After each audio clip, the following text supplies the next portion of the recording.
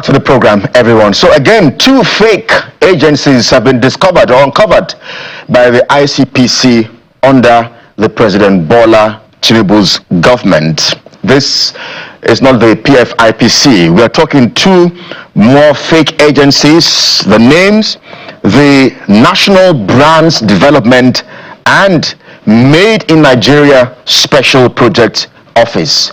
But what makes this really very interesting is the fact that these agencies we hear were operating somewhere at the office of the SGF. Let's unpack all of this with one man who tracks issues around corruption. Awal Rafsanjani is the Executive Director of Civil Society Legislative Advocacy Center, CISLAC. He joins us live on the program virtually. Thank you indeed, Mr. Rafsanjani, for agreeing to talk to us here on the program this morning.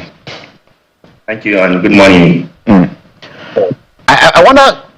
I wonder what is interesting about this discovery to you. For me personally, is the fact that these agencies we hear operated somewhere around the premises of where the Secretary to the Government of the Federation is, George Akume. How possible is that? Oh, thank you very much. You know, this issue ordinarily should have been something that Nigerians should be surprised about. But when you see democratization of corruption and bad governance, responsible governance generally in Nigeria at all levels, then you will not be surprised to hear this kind of thing. But this is really a very disturbing thing, and it's not a simple issue that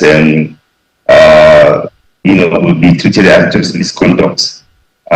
It is a fundamental, issue and caution about the integrity of Nigerian public institutions, and that something fundamentally must be done in order to restore confidence, in order to ensure that Nigeria, its integrity, even in the international community, is restored. So we should not just see this as an individual, who conducted or misbehaved.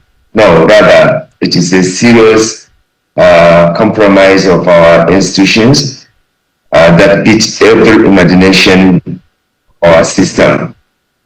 From looking at it from people who facilitated having the office, people who facilitated getting these tech agencies into our federal budget,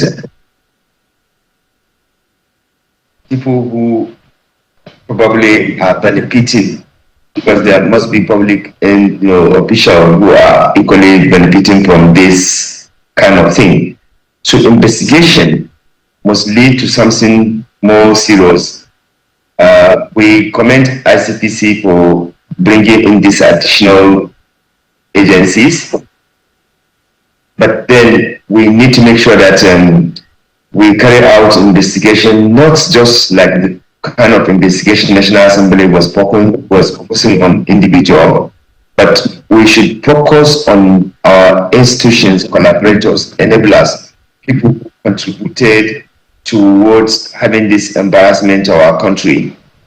So for us, we think that this investigation must also lead to taking complete and comprehensive audit of federal government agencies, so that Nigerians will know which agency is legitimate and which agency is fake.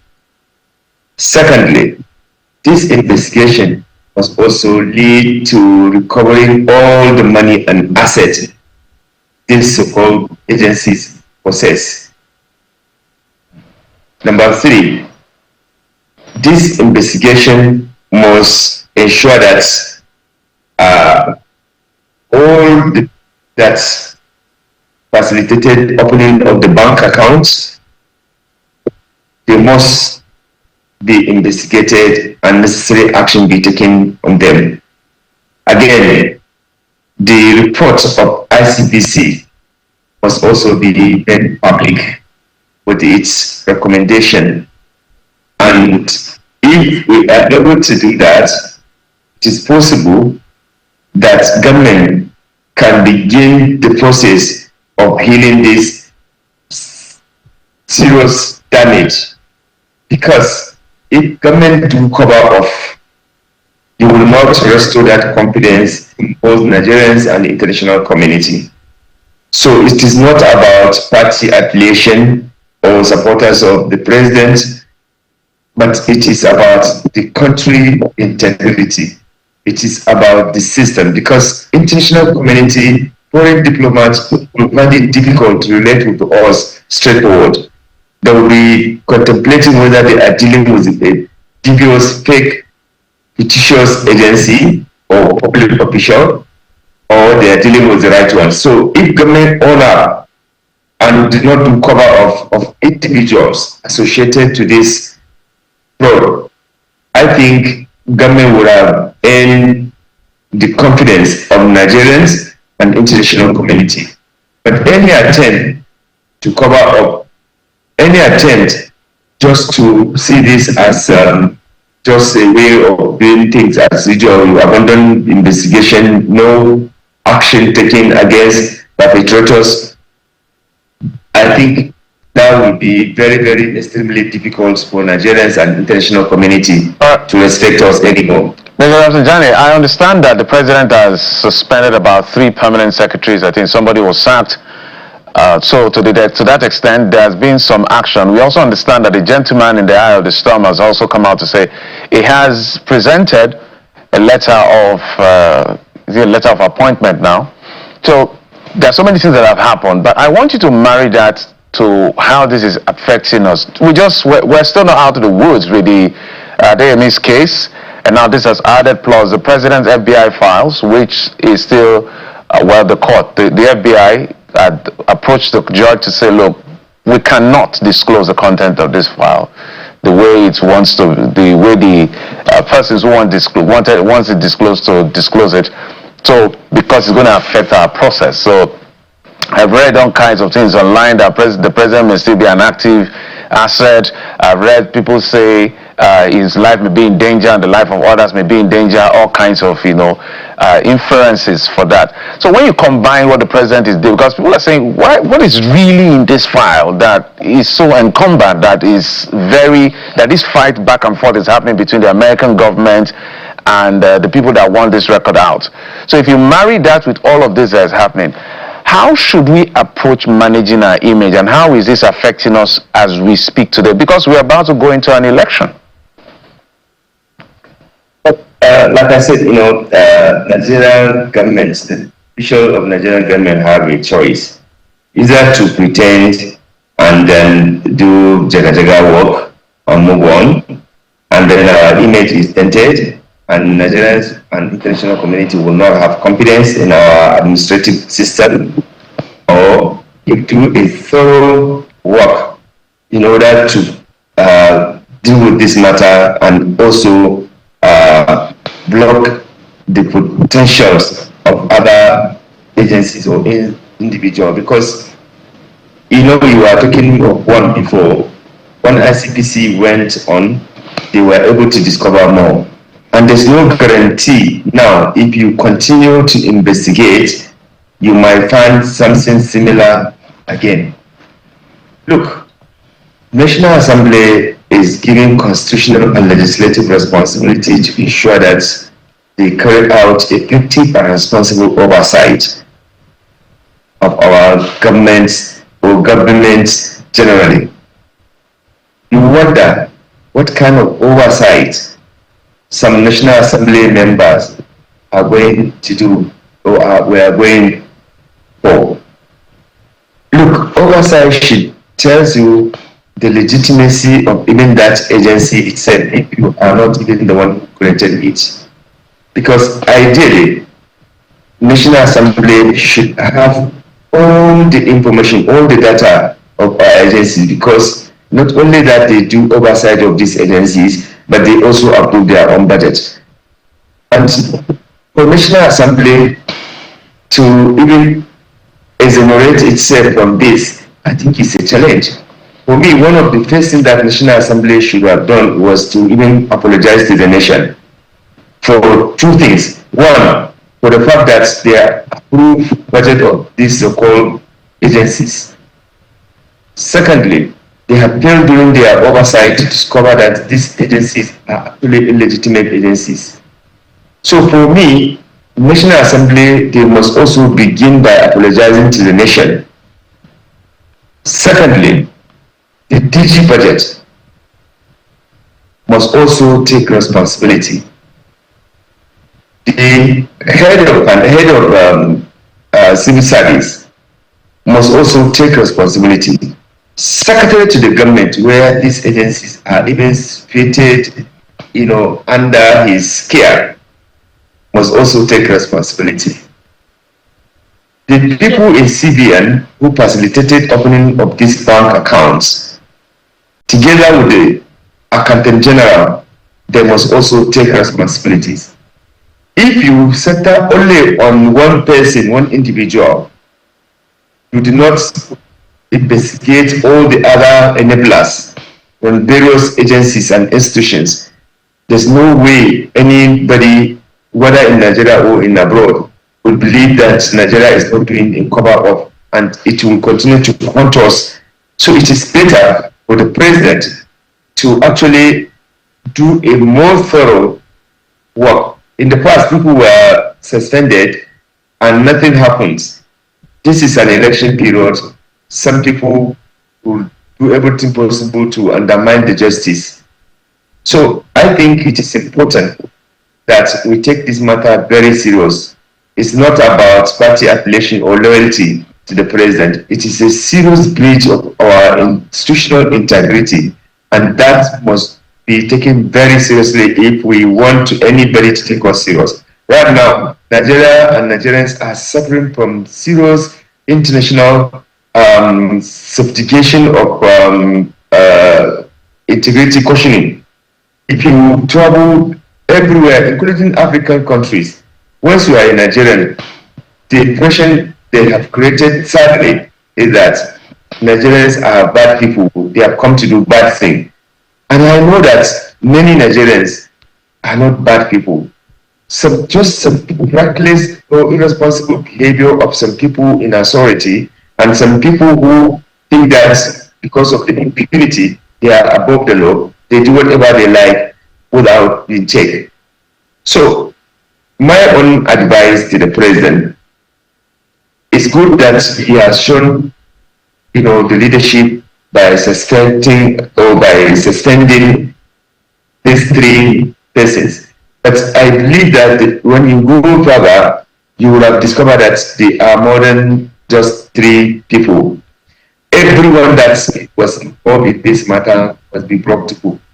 That is how you can establish justice, and that is how you can be able to serve this as a deterrent.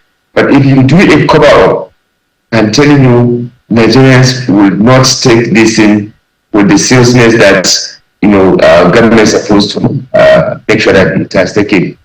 Publish the whole report. Let's show where all these breaches are. Let us show the collaborators. Let us show people who have committed this irresponsible behavior against our country because of money, because of position, because of they just want to, probably satisfy some interest. I think National Assembly, in my opinion, supposed to have gone further from issues of forgery of letter in the case of Adeyemi to actually bringing in all the relevant, individuals and agencies. But from what we have seen, it was like just centered on only one person, and that other people accused or were suspected of this whole scam were left. In fact, as a matter of fact, both government did not even have matters. They began by dismissing and clearing some individuals without even investigation. That is to tell you that already there's a mindset on this issue. So we commend ICPC for going further to figure out these people who are also collecting a lot of salaries. if, pardon me if I may come in there, would it not be too soon to commend the ICPC? Recall that Mr. President ordered the commission to begin investigating the fake agency early last month, and it's been well over a month if you consider that the president gave the ICPC 30 days to come up with its findings, but it hasn't given us any clear direction or information about what exactly happened with the PFIPC. And if that is the case, why should we trust the discovery of another fake agency? Because 3 persons have been arrested, but we find that this agency was operating close to the office of the Secretary to the Government of the Federation. So why should some persons, take the bullet for this, and some others who should be answering questions are not being asked the relevant questions? Well, that is why I began by saying that we commend them by exposing more agencies. I'm not saying that they have concluded their reports. In fact, I even earlier mentioned that ICPC report must be published publicly, so that we will see who were the perpetrators, and we will see also their recommendation. If they have not done anything, these additional fake agencies will not have been discovered. So in that context, it is a work in progress. But if they do something good, we should commend that they do something good, so that we can encourage them to do more. We will ensure that we will continue to advocate that no stone is left untouched, because it is going to touch, in fact, it's already touching the integrity of our institutions and our country generally. So that is why every Nigerian should be worried about this development. It's not a development that you can just overlook. We must put all the necessary pressure on the government to make sure that this is not another case of just pardoning. People commit atrocities and you pardon them without any consequences. We will, as civil society, as media, as patriotic Nigerians, we will have to continue to advocate and push for government to do the needful, so that our country image can be restored. As it is now, it is extremely difficult for anybody to relate with us without being doubt. Nigerian officials will continue to suffer serious doubts from other counterparts in the world, because they don't know exactly who they are relating with. They don't know whether they are relating with a legitimate agency or they are relating with the fake agencies. And for me, if you did not go into the roots proper, it will be extremely difficult just to say that somebody is not, or you cover him or her, and then you decide to zero on just one individual. An individual cannot perpetuate this criminality. There must be enablers and collaborators and supporters and people who benefit either financially or politically from this act. So therefore, they must all of them be exposed. If ICPC has done its own, ideally expected National Assembly to do that. But what did the Senate say? The Senate said that they are not even investigating anything. And this is part of the problem we have. National Assembly, I keep on emphasizing, must take responsibility of this scam. Because even when it comes to issue of saying, okay, let's even investigate, as constitutionally you are empowered to investigate this kind of thing, the Senate said that they are not even doing anything, which for me raises the question that Nigerians are making, are talking about, whether there's enablers in that place, for these agencies and for National Assembly, Senate in particular, to take this decision that they will not investigate since the executive is investigating. That is the reason why you are there. As a legislative, as a body that is empowered to investigate, interrogate, ensure that government functions, are going very well, and that even the resources you provided to them, you provided them judiciously, and you are supposed to even go to see how you are even providing these resources, or how are the policies, are working.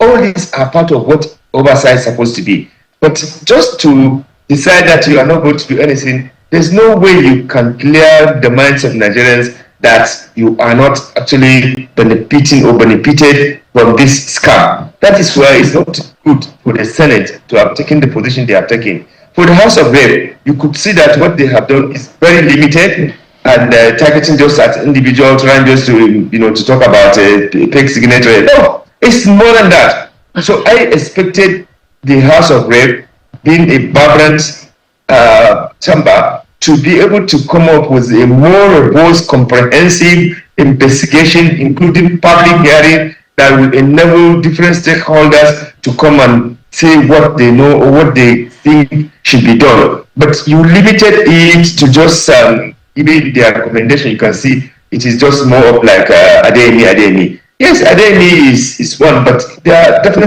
are several Adeyemi that needed to be investigated, that needed to be dealt with, so that tomorrow people would not be able to commit the same atrocities Adeyemi and his travelers have done.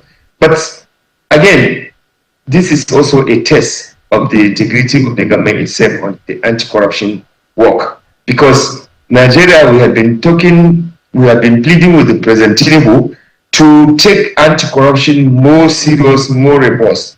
Because people saw lacuna in government. That is why they are doing what they are doing. And when somebody committed, this kind of sin and public outcry comes, they will just take a temporary measure. Like even better, you see that the case has died. All the co-travelers of that situation that we had, nobody is being touched. So you decide to silence these serious crimes against Nigerian people, against Nigerian government, just because of politics, just because of maybe loyalty.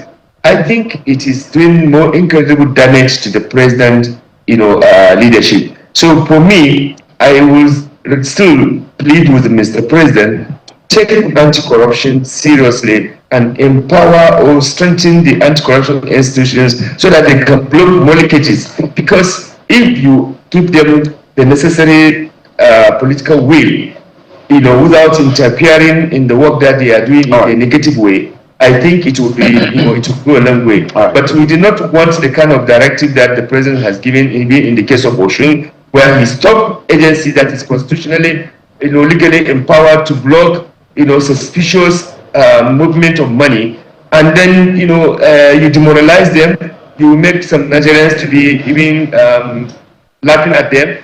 This is not good for our country. Mr. President, we plead with you to take the anti-corruption work very serious so that we can block leakages, so that Nigerians can benefit from democracy and development that they deserve.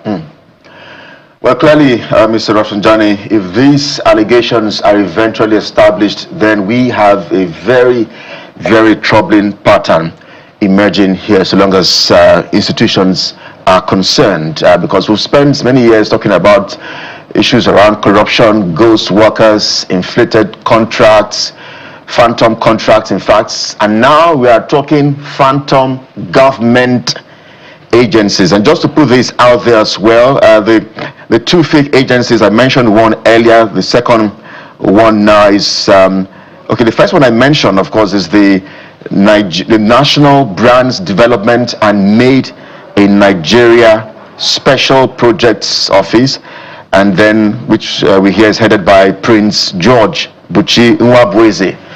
I'm not sure, I think we have to be careful now whenever we see anybody that has that tag Prince, because this is also Prince again here.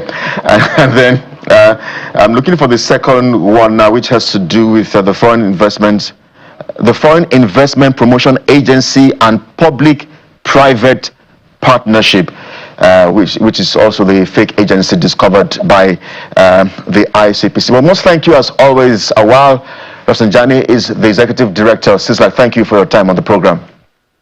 Thank you very much. All right.